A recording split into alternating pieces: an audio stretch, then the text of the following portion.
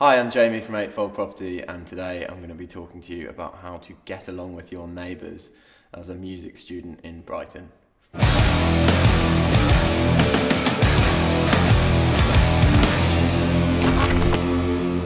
I never studied music myself, however, if I had my time again, I probably would have done. I'd like to say at this point that it's worth mentioning Waterbear, who are doing great work in Brighton in particular, and we work quite closely with them. If I had my time again, I would have loved to study there.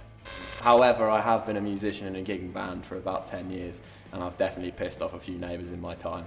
So here are my 2 pennies on how to get along a little bit better with your neighbours as a musician. Firstly, while seemingly obvious, it's really important to make sure that your main live rehearsals are happening in a rehearsal room. It's a cool idea to set up in your front room or in your kitchen or your basement or something, but there's literally no way you're going to get away with it in central Brighton without at least annoying some neighbours.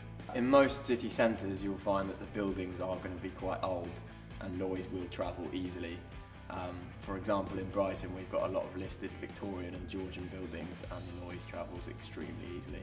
There's rehearsal rooms to fit every budget, from pirate studios where you could literally rehearse for about £10 an hour to plenty of larger independent studios.